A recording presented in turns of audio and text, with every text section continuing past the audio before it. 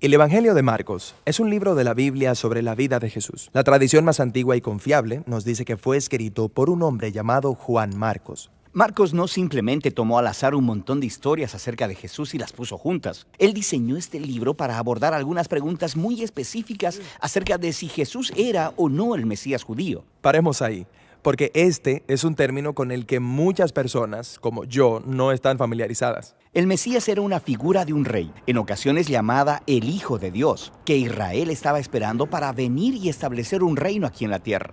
En los tiempos de Jesús, Israel estaba ocupada por Roma. Muchos judíos estaban esperando que el Mesías viniera, expulsara a los romanos y gobernara como rey. Pero Jesús no expulsó a los romanos. De hecho, ellos lo mataron. Esto nos trae al punto exacto al que Marcos quería llegar en su libro. En la primera mitad, él se concentra en quién es Jesús. ¿Es él realmente el Mesías? En la segunda mitad, él aborda cómo Jesús se convirtió en el rey mesiánico. Justo en el medio del libro está una historia fundamental que une las dos mitades y en la que Jesús responde ambas preguntas.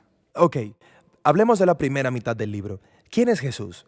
Marcos deja muy claras sus creencias sobre Jesús desde el inicio del libro. Principio del Evangelio de Jesucristo, el Mesías, el Hijo de Dios. Una de las siguientes historias es de Jesús siendo bautizado. La voz de Dios anuncia desde el cielo: "Este es mi Hijo". No podría ser más claro. Está presentando a Jesús como el Mesías. Sí, pero mientras lees la primera mitad de Marcos, notarás que algo realmente interesante comienza a suceder. Jesús anda sanando a todas estas personas y constantemente les dice que mantengan el secreto de quién es Él. Esto sucede muchas veces en el registro de Marcos. Esto es muy extraño. Sí, ¿por qué guardar el secreto? Recuerda, muchos judíos tenían muchas expectativas diferentes acerca de quién sería el Mesías y de lo que haría. Jesús no quiere que la gente malentienda lo que significa que Él es el Mesías de Israel. Entonces, con todo eso en mente, llegamos a la historia fundamental en el centro del libro, donde Jesús se aparta con sus discípulos y les pregunta: ¿quién dicen ustedes que soy yo? Pedro le dice lo que todo el mundo ha estado diciendo: tú eres el Mesías, el Hijo de Dios. Pero luego sucede algo nuevo, porque Jesús comienza a explicarles cómo es que Él se convertiría en el rey mesiánico. No es lo que ellos esperaban. Él dice que sufrirá y morirá, y gobernará convirtiéndose en un siervo, o en sus propias palabras: el Hijo del Hombre no vino para ser servido, sino para servir y para dar su vida en rescate por muchos. Pedro se sobresalta al escuchar esto. Él reprende a Jesús porque no hay forma en que él dejará que Jesús muera. Jesús le responde: quítate de delante de mí, Satanás. Algo verdaderamente intenso. Realmente lo es, pero resalta lo importante que era para Jesús que sus discípulos entiendan quién Él realmente es. Y entonces, aquí en esta sección fundamental, Jesús trata de tener esta conversación con ellos en 3 diferentes ocasiones. Cada vez, ellos responden confusos y con miedo. Ok. Esto nos lleva a la segunda mitad del libro, donde Marcos aborda la pregunta sobre cómo Jesús se convierte en el rey mesiánico. Es la última semana de la vida de Jesús. Él va a Jerusalén, entra en conflicto con los líderes religiosos y es arrestado. Lo llevan a juicio como alguien que está pretendiendo ser el rey de los judíos. Hasta le dan una corona y una capa púrpura, como las de un rey, pero todo es un chiste cruel. Luego se burlan de él. Lo golpean y lo cuelgan de una cruz, donde muere.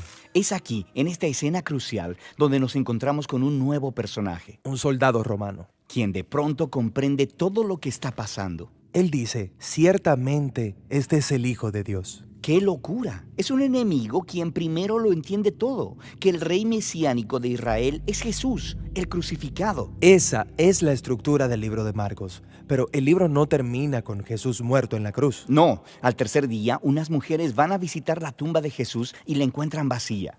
Hay un ángel parado en ella que les instruye a que vayan y den las buenas noticias de que Jesús se levantó de entre los muertos. Pero en lugar de ello, ellas salen corriendo y no le dicen a nadie porque tienen miedo. Y así es como termina el libro.